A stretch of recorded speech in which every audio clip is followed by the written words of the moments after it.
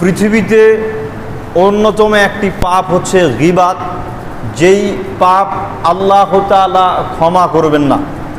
আপনি যার গীবাত করবেন তার নিকট থেকেই ক্ষমা নিতে হবে। যাকে অন্যায়ভাবে পরনিন্দা করবেন, কষ্ট দিবেন, গালিগালাজ করবেন, অপমানিত করবেন, হেয় প্রতিপন্ন করবেন, এই অপরাধের জন্য আল্লাহ তাআলার নিকটে ক্ষমা চাইলে আল্লাহ তাআলা ক্ষমা করবেন না। কারণ এটা হচ্ছে বান্দার হক, বান্দার সাথে সম্পর্কীয় পাপ। এই পাপ থেকে ক্ষমা নিতে হলে যার আপনি বদনাম করলেন, যাকে কষ্ট দিলেন, যাকে অপমানিত করলেন, যার সম্মান নষ্ট করলেন, তার নিকট থেকেই ক্ষমা নিতে হবে। বিরাট ব্যাপার, কঠিন ব্যাপার, ভয়ঙ্কর ব্যাপার। সমাজের সবচেয়ে নিচু শ্রেণীর মানুষ রয়েছে, যাকে আমরা প্রচলিতভাবে চিন্তা করি আমাদের গ্রামে অমুক ব্যক্তি সবচাইতে ছোট শ্রেণীর মানুষ, সবচাইতে দরিদ্র মানুষ, সবচাইতে সম্মানের দিক দিয়ে হীন মানুষ। এই ব্যক্তিরও যদি আপনি বদনাম করে থাকেন, তার অগোচরে যদি তার গীবাত করে থাকেন, তার নামে যদি বদনাম রটিয়ে থাকেন, তবে এই পাপ তার নিকট থেকেই ক্ষমা নিতে হবে। বলতে হবে প্রকাশ্য অথবা গোপনে অথবা রাতের অন্ধকারে গিয়ে হলেও, ভাই তুমি ছোট শ্রেণীর মানুষ অথবা সম্মানী মানুষ যাই হও না কেন, আমি ভুল বুঝে তোমার বদনাম করেছি, অমুকের কাছে তোমাকে গালিগালাজ করেছি, তোমার মেয়ের সম্মান নষ্ট করেছি, তোমার মেয়েকে নিয়ে অপবাদ রটিয়েছি, ভুল করেছি, ভুল বুঝে এই কাজটা করেছি, তুমি আমাকে ক্ষমা করে দাও। এভাবে ক্ষমা চাইতে হবে, নচেত ক্ষমা হবে না, হবে না। সাবধান এবং সতর্কতা অবলম্বন করুন। সহিহ বুখারী 4621 নম্বর হাদিসের দিকে লক্ষ্য করলে দেখতে পারবেন, আনাস রাদিয়াল্লাহু তাআলা আনহু বলেন, রাসূল সাল্লাল্লাহু আলাইহি ওয়াসাল্লাম একটা খুতবা প্রদান করলেন।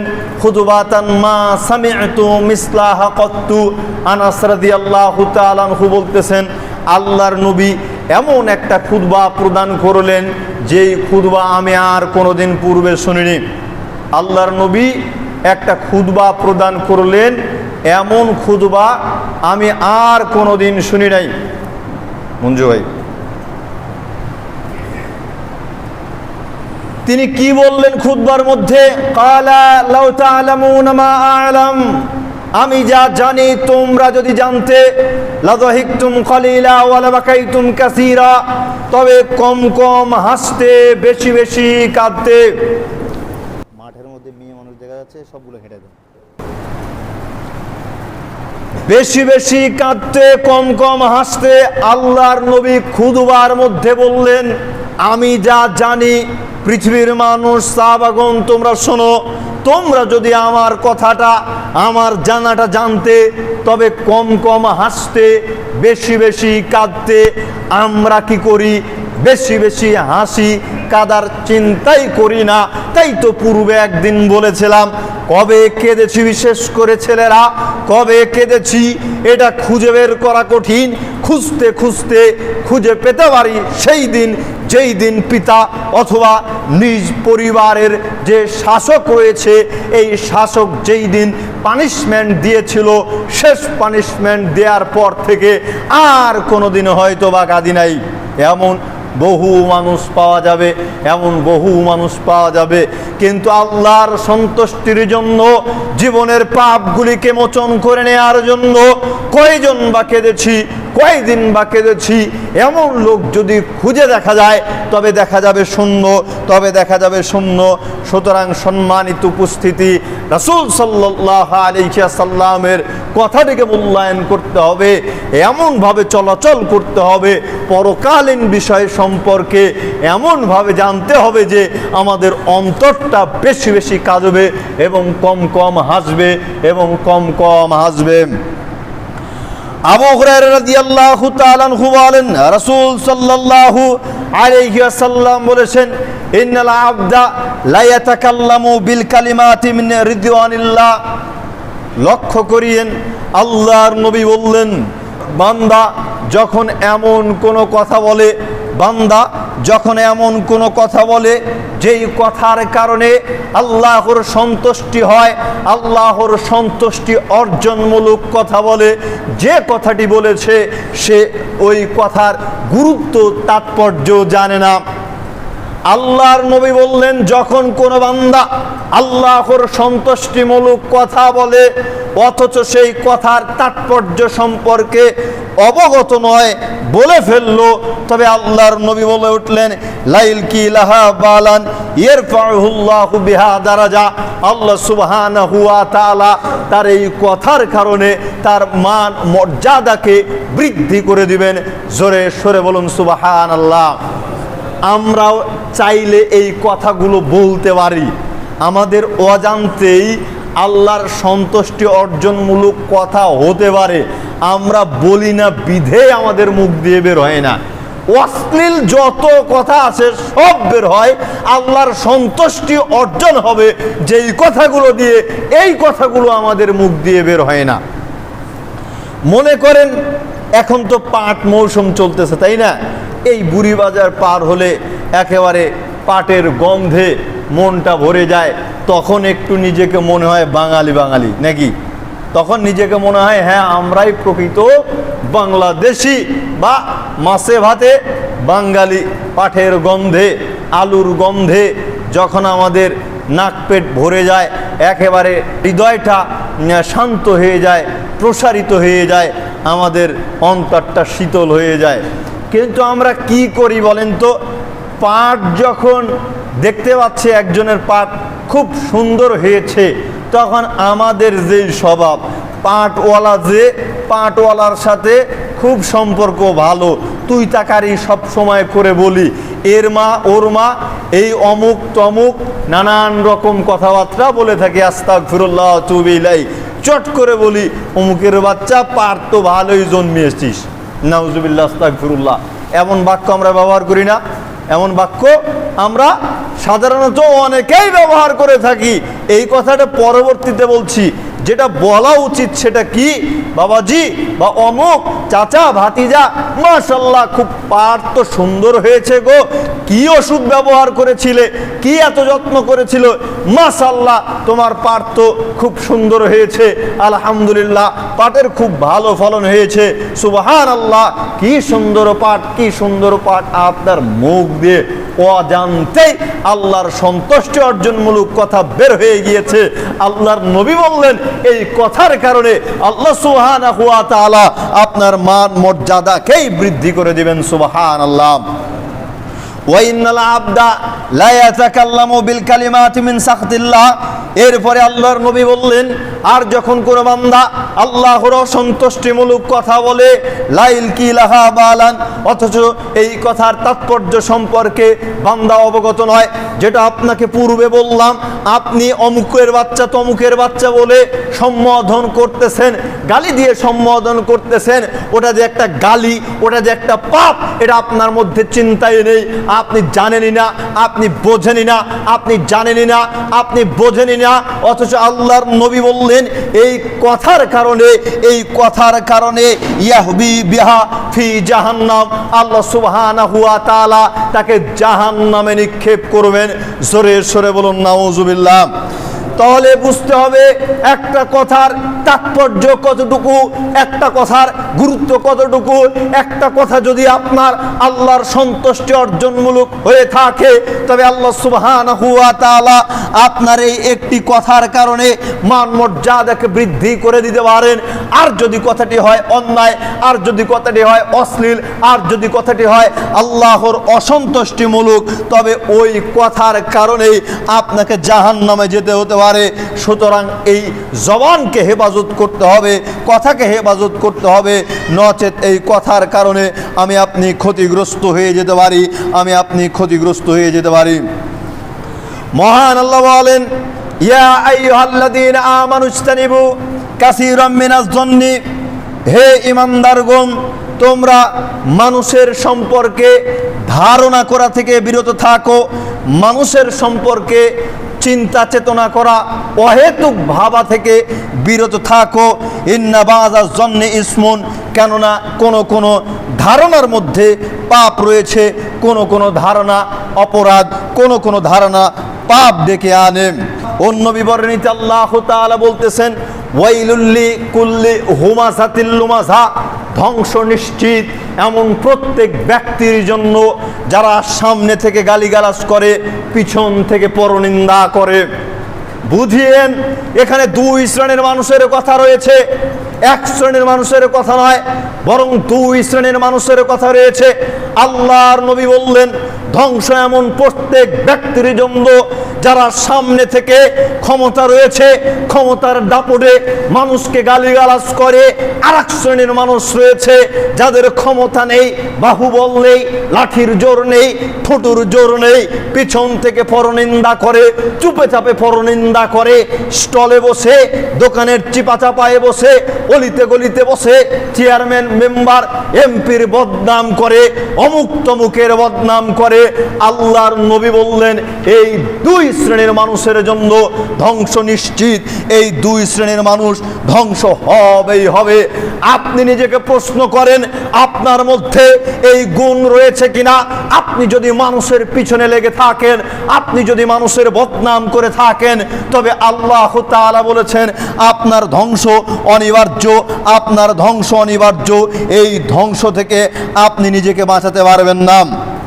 আপনি চেয়ারম্যানের বদনাম করেছেন কিনা, আপনি মেম্বার সাহেবের বদনাম করেছেন কিনা, আপনি ইমাম সাহেবের বদনাম করেছেন কিনা, আপনি এলাকার মোড়লের বদনাম করেছেন কিনা? বলবেন, মোহাম্মদ আলী ভাই সাহেব, আমি তো ছোট মানুষ, আমি এত বড় বড় মানুষের বদনাম করার চিন্তাই করতে পারি না। আপনি নিজেকে খুব সুফি বলে মনে করলেন। কেন? আপনাকেই তো দেখি বুড়ি বাজারে বলেন, পাঠাগার বাজার বলেন, তালঘুরিয়া বাজারে বলেন, রাত দিন চাষটলের মধ্যে বসে আছেন, একা একা যদি আপনাকে চা খেতে দেওয়া হয়, একটার কাছে দুইটা, দুইটার কাছে চারটা যদি চা এমনিতেই খেতে দেওয়া হয়, তখন আপনি বলবেন, না, চা স্বাদ লাগছে না, চায়ে বুঝি চিনি কম হয়েছে, চায়ের পাতি বুঝি নষ্ট, অথবা চায়ে বুঝি লবণ কম হয়েছে, ইত্যাদি ইত্যাদি উদ্ভট কথা বলবেন। এগুলো কোনোটাই না।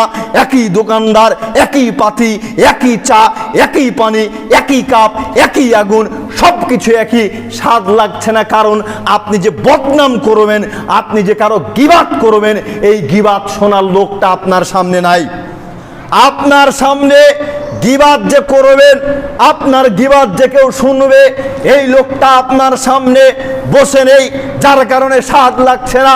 যদি দুইজন, চারজন, পাঁচজন আপনার সামনে বসে থাকতো, আপনি গীবাত করতেন, আর তারা আপনার গীবাতের সাথে ধরতো, আপনার কথাকে সত্য বলে সাক্ষ্য দিত, তখন চায়েও স্বাদ লাগতো, আত্মতৃপ্তিও পেতেন। আপনার মতো বোকা পৃথিবীতে মানুষ দ্বিতীয়টা নেই। নিজের টাকা দিয়ে চা খেয়ে নিজের পরকালকে ধ্বংস করতেছেন, নিজের টাকা দিয়ে চা খেয়ে নিজের সময়টাকে নষ্ট করে আপনি পরকালকে ধ্বংস করছেন। যেটা পূর্বেই বললাম, এই বদনামের ক্ষমা আল্লাহ তাআলা আপনার করবেন না, এই বদনামের ক্ষমা আল্লাহ তাআলা আপনার করবেন না। আপনি যার বদনাম করেছেন, যার সম্মান হানি করেছেন, তার নিকটেই ক্ষমা নিতে হবে। পরিস্থিতি কত কঠিন হবে, পরিস্থিতি কত জঘন্য হতে পারে, একটা বার চিন্তা করুন। বলবেন, মোহাম্মদ আলী ভাই, আপনার কথা মেনে নিলাম, আপনার কথা ঠিক আছে, কিন্তু কি করি বলেন তো দেখি? রাত দিন কি বাড়িতে বসে থাকা যায়? স্ত্রীর প্যানপ্যানানি, ঘ্যানঘ্যানানি সহ্য হয় না, তাই তো বিকেল বেলাতে, সন্ধ্যাবেলাতে একটু বাহিরে যাই, বাহিরে গিয়ে বন্ধুদের সাথে আড্ডা পিটি, চায়ে আসর জমাই। আস্তাগফিরুল্লাহ ওয়া আতুবু ইলাইহি। আপনি এই চা খাওয়াটাও সাদকাতে পরিণত করতে পারেন, এই চা খাওয়াটাও নেকিতে পরিণত করতে পারেন, এই চা খাওয়াটাও ইবাদতে পরিণত করতে পারেন। আপনি বলবেন, কিভাবে সম্ভব এটা? অবশ্যই সম্ভব। আপনি আজ থেকে বাজারে গিয়ে চা স্টলে চা খাওয়া থেকে বিরত থাকুন। রাখুন। খেতেই যদি হয় খুব অল্প সময়ের মধ্যে চা খাওয়া শেষ, দোকানে অবস্থান করাও শেষ, দ্রুত সেখান থেকে চলে যান। যদি সম্ভব হয় আজকে এই চায়ের পাতি, চায়ের ব্যাগ কি বলে, এগুলোকে কিনে দিয়ে বাড়িতে চলে আসেন।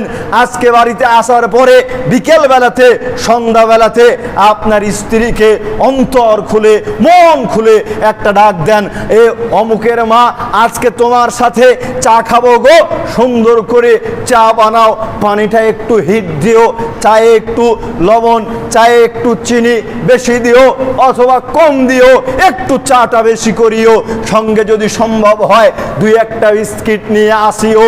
আজকে থেকে তোমার সাথে চা খাবো আর গল্প করব, মিষ্টি মিষ্টি গল্প করব। আল্লাহর নবী বলেছেন, তাবাসসুমু কাফি ওয়াজহি আখিকা লাকা সাদাকা। তুমি যখন কারো সাথে হাসি মুখে কথা বলবে, সেটাও তোমার আমলনামায় সাদকার নেকি লিপিবদ্ধ হবে, সেটাও তোমার আমলনামায় সাদকার নেকি হিসেবে লিপিবদ্ধ হবে। বিশ্বাস করেন, আপনি যদি আপনার স্ত্রীর সাথে বসে হাসি মুখে গল্প গুজব করে চা খেতে পারেন, কথা বলতে পারেন, ইনশাআল্লাহ আপনাদের মাঝে পারস্পরিক যে প্রতিদিন দ্বন্দ্ব লেগে থাকে, কথার মধ্যে ঝগড়া বিবাদ লেগে থাকে, এই ঝগড়া বিবাদ মীমাংস হবে তো হবে ইনশাআল্লাহ। আপনাদের আমলনামাতেও সাদকার নেকি লিপিবদ্ধ হয়ে যাবে ইনশাআল্লাহ। আমরা তা পারবো ইনশাআল্লাহ এই কাজ করতে? পারবো? মনে হয় না। উত্তর নাই, উত্তর নাই। বলবেন, বিশেষ করে যুবকরা বলবে কি যে মোহাম্মদ আলী ভাই, চা যদি স্ত্রীকে সাথে নিয়ে খাইতেই বলেন, তাহলে বাড়িতে আর খাবো না, স্ত্রীকে সঙ্গে নিয়ে চা স্টলের মধ্যে ঢুকবো। ঠিক কিনা? পরিস্থিতি এরকমই। নিজের স্ত্রীকে মানুষের সামনে ভোগ পণ্যের মতন করে উপস্থাপন করিয়ে গায়রাতকে নষ্ট করে দিয়ে নির্লজ্জ বেহায়ার মতো পরকালকে ধ্বংস করিয়েন না। আপনার স্ত্রী আপনার নিকটে আমানত, আপনার স্ত্রী আপনার নিকটে আমানত। আল্লাহ সুবহানাহু ওয়া তাআলা আপনাকে সঠিক বুঝ দান করুক, আমিন। সহিহ মুসলিম 192 নম্বর হাদিস, রাসূল সাল্লাল্লাহু আলাইহি ওয়াসাল্লাম বলেছেন, লা ইয়াদখুলুল জান্নাতা কাত্তাত। একটা হাদিস গীবাতের উপরে আমল করলেই এনাফ। একটা হাদিসই মনে রাখলে আপনি গীবাত থেকে বিরত থাকতে পারবেন। কি সেই হাদিস? আল্লাহর নবী বললেন, চগলখোর ব্যক্তি, গীবাতকারী ব্যক্তি জান্নাতে প্রবেশ করবে না, জান্নাতে প্রবেশ করবে না। সালাত আদায় করুক, হজ করুক, যাকাত প্রদান করুক, যাই করুক, দান সাদকা করুক, যেটাই করুক না কেন, আল্লাহর নবী বললেন চগলখোর ব্যক্তি জান্নাতে যাবে না। চগলখোর ব্যক্তি জান্নাতে যাবে না। কেন যাবে না? পরনিন্দা করেছে, অন্যের বদনাম রটিয়েছে, ক্ষমা নেয় নাই বিধে, ক্ষমা ব্যতীত মৃত্যুবরণ করলে সে জান্নাতে যাবে না। আল্লাহর নবী বলেছেন, সহিহ মুসলিমের হাদিস। চিন্তা করুন তো, এমন পাপ থেকে আপনি নিজেকে সতর্ক করতে পেরেছেন কিনা? এমন পাপ থেকে নিজেকে হেফাজত করতে পেরেছেন কিনা? যদি হেফাজত করতে না পারেন তবে পরিস্থিতি কঠিন আছে, পরকালীন জীবন আপনার জন্য অত্যন্ত কঠিন আছে। সহিহ মুসলিম 6487 নম্বর হাদিসের দিকে লক্ষ্য করলে দেখতে পারবেন, আবু হুরায়রা রাদিয়াল্লাহু তাআলা আনহু বলতেছেন, আল্লাহর নবী বলেছেন, আতাদরুনা মাল গীবা। সঙ্গী সাথী, তোমরা কি বলতে পারো গীবাত কি জিনিস, পরনিন্দা কি জিনিস? সঙ্গী সাথী, তোমরা কি বলতে পারো গীবাত কি জিনিস, পরনিন্দা কি জিনিস? ক্বালু ইয়া রাসূলুল্লাহ সাল্লাল্লাহু আলাইহি ওয়াসাল্লাম। সাহাবাগণ বলে উঠলেন, আল্লাহ এবং রাসূলই ভালো জানেন। তখন আল্লাহর নবী বলে উঠলেন, যিকরুকা আখুকা বিমা ইয়াকরাহু। তুমি তোমার ভাই সম্পর্কে, তুমি তোমার বন্ধু সম্পর্কে কিছু একটা বলবে, আর এই বলাটাকে সে অপছন্দ করে, এটাই গীবাত, এটাই পরনিন্দা। বুঝিয়েন, কিন্তু আমি আপনার সম্পর্কে আপনার অগোচরে একটা কথা বলবো, এই কথা বলাটা আপনি অপছন্দ করেন। আপনি চিন্তা করতেছেন, মোহাম্মদ আলী ভাই সাহেব কেন আমার বিরুদ্ধে এই কথাটি বললো, না না কাজটা ঠিক করেনি, এই যে আপনি অপছন্দ করেছেন, এটাই গীবাত, এটাই গীবাত। বলবেন, মোহাম্মদ আলী ভাই সাহেব বুঝলাম ভালো কথা, কিন্তু আমরা তো দেখছি যার গীবাত করতেছি তার মধ্যে আসলেই সেই অপরাধটি রয়েছে। ধরুন একজন ব্যভিচারী, ধরুন একজন চোর চুরি করেছে, ব্যভিচারে লিপ্ত হয়েছে। এখন আপনি বলতেছেন অমুক ব্যভিচারী, অমুক একজন চোর, অমুক একজন আত্মসাৎকারী ইত্যাদি ইত্যাদি। আপনার প্রশ্ন হচ্ছে চোরকে চোর বলবো, এখানে সমস্যা কোথায়? ব্যভিচারীকে ব্যভিচারী বলবো, এখানে সমস্যা কোথায়? আত্মসাৎকারীকে আত্মসাৎকারী বলবো, এখানে সমস্যা কোথায়?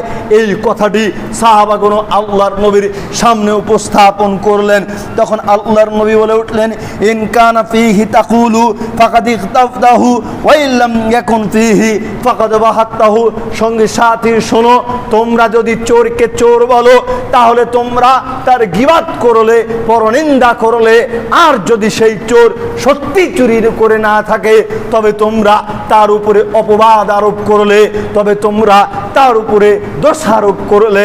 কি বুঝলেন? কি করে বুঝাই আপনাকে? আল্লাহর নবী বলে উঠলেন, একজন অপরাধীকে আপনি যদি অপরাধী বলেন তবে তার উপরে গীবাত করলেন, তার পরনিন্দা করলেন। আর যদি ব্যক্তি সত্যি অপরাধ করে না থাকে তবে তার উপরে আপনি অপবাদ আরোপ করলেন। আর অপবাদের শাস্তি পৃথিবীর বুকে ৮০টি বেত্রাঘাত, ৮০টি লাঠির বাড়ি। এখন বলেন তো, এই অপবাদের শাস্তি যদি আমাদের সমাজে কার্যকর করা হয়, কয়জন মানুষ বাঁচতে পারবো? এমন মানুষ পাওয়া দুষ্কর কঠিন, দুষ্কর কঠিন। বলবেন মোহাম্মদ আলী ভাই বুঝলাম সব ঠিক আছে, কিন্তু আপনারাও তো দেখি মাঝে মধ্যে অমুক তমুকের একেবারে ফানাফিল্লা করে দেন। বলতে বলতে তার সম্পর্কে কত রকম কথা বলেন। শুনেন, গীবাত করা প্রথমত হারাম। গীবাত করা কি? হারাম। তবে পর্যায়ক্রমে, সময়ের তারতম্যে, পার্সন ভিত্তিতে গীবাত করা ফরজ। কিভাবে? যে ব্যক্তি নিয়মিত পাপ করতেছে, মানুষকে পাপ করাচ্ছে, বুঝেন, যে ব্যক্তি পাপ করতেছে মানুষকে নিয়মিত পাপ করাচ্ছে, ধারাবাহিকভাবে পাপ করাচ্ছে, তার সম্পর্কে অবশ্যই অবশ্যই বাধ্যতামূলকভাবে গীবাত করতেই হবে।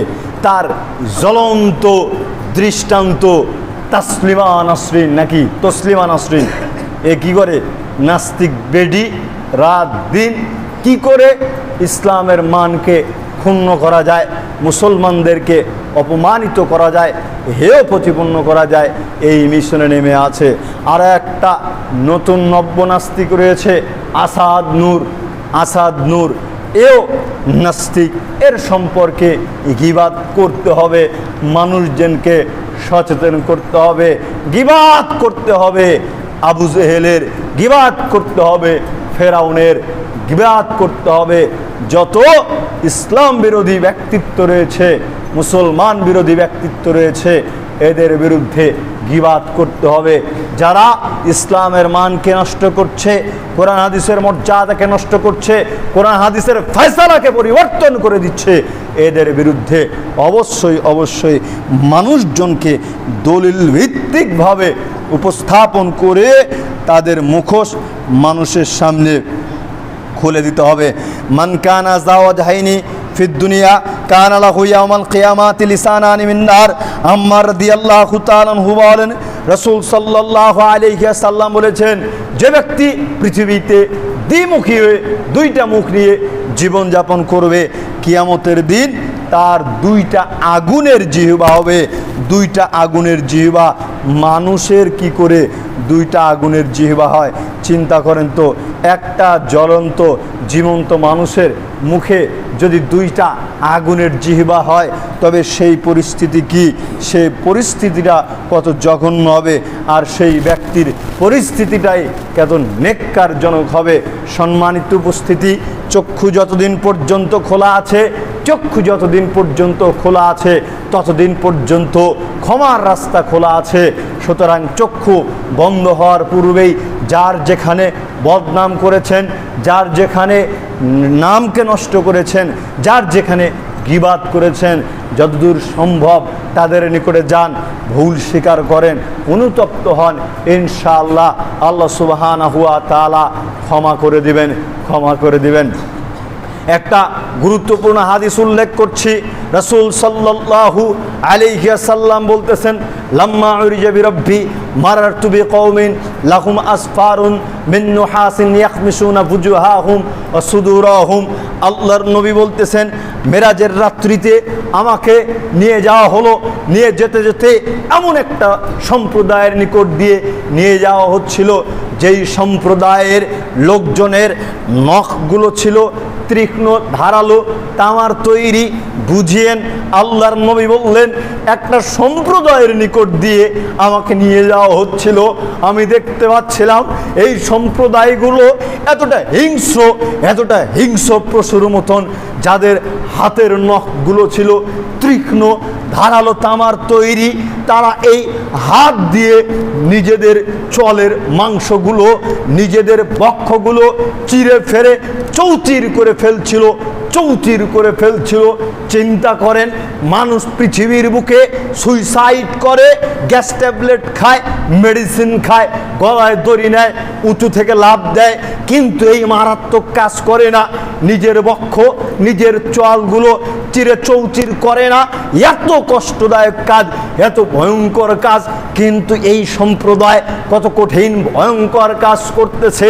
আল্লাহর নবী বলতেছে, আমি দেখতেছিলাম তারা নিজেদের হাত দিয়ে তীক্ষ্ণ ধারালো তামার তৈরি নখ দিয়ে নিজেদের বক্ষ, নিজেদের চোয়ালকে চিরে ফেরে চৌচির করে ফেলছিল। জিজ্ঞেস করলাম, হে জিব্রাইল, এরা কারা?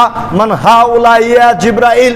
তখন জিব্রাইল আলাইহিস সালাম বলে উঠলেন, এরা হচ্ছে আপনার উম্মতের ওই শ্রেণীর মানুষ যারা মানুষের গীবাত করত, মানুষের পরনিন্দা করত, মানুষের গীবাত করত, তার নিজের মৃত ভাইয়ের গোশত ভক্ষণ করত। আপনাকে কি করে বুঝাই? আপনি একজনের গীবাত করছেন, তো মানে আপনার মৃত ভাইয়ের গোশত ভক্ষণ করছে।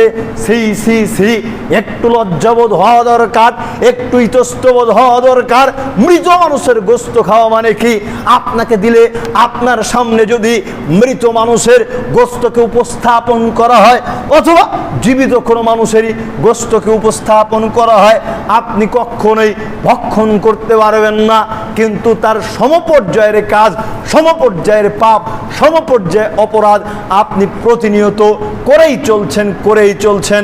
সম্মানিত উপস্থিতি, সুতরাং নিজের জবানকে হেফাজত করুন, নিজের জবানকে কন্ট্রোল করার চেষ্টা করুন। এ কারণে আল্লাহর নবী বলতেছেন, মান ইয়াদমান লি মা বাইনা লাহইহি ওয়া মা বাইনা রিজলাইহি আযমান লাহুল জান্নাহ। যে ব্যক্তি মুখ এবং দুই পায়ের মধ্যবর্তী স্থানের জিম্মেদারিত্ব নিবে, আমি মুহাম্মদ সাল্লাল্লাহু আলাইহি ওয়াসাল্লাম তার জন্য জান্নাতের জিম্মেদারিত্ব নিব। জোরে সরে বলুন সুবহানাল্লাহ। কয়টা জিনিসের কথা বললেন আল্লাহর নবী? মাত্র দুইটা। একটা হচ্ছে জিহ্বা, আর একটা হচ্ছে লজ্জাস্থান। একটা জিহ্বা আর একটা লজ্জাস্থান।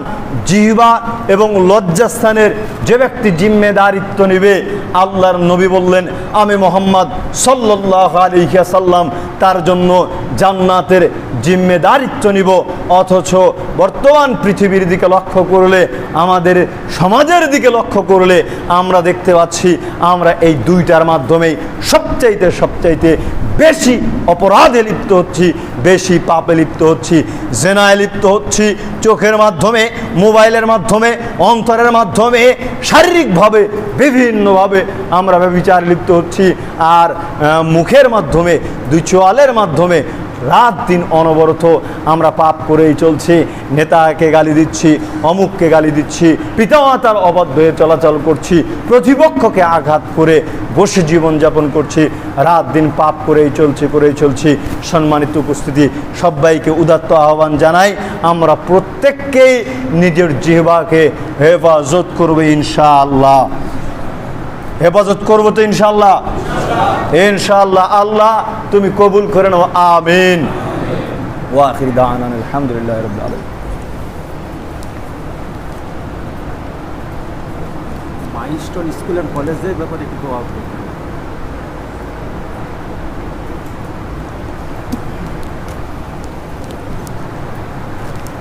আলহামদুলিল্লাহ ওয়াহদা ওয়াসসালাতু ওয়াসসালামু আলা মালা নাবিয়্যা বা'দা। একজন সম্মানিত অতিথি সাহেব আমাদের মাঝে এসেছেন। সালাত শেষে উনি কথা বলবেন। সালাত শেষে উনি কথা বলবেন। আপনারা একজনও উঠবেন না ইনশাআল্লাহ।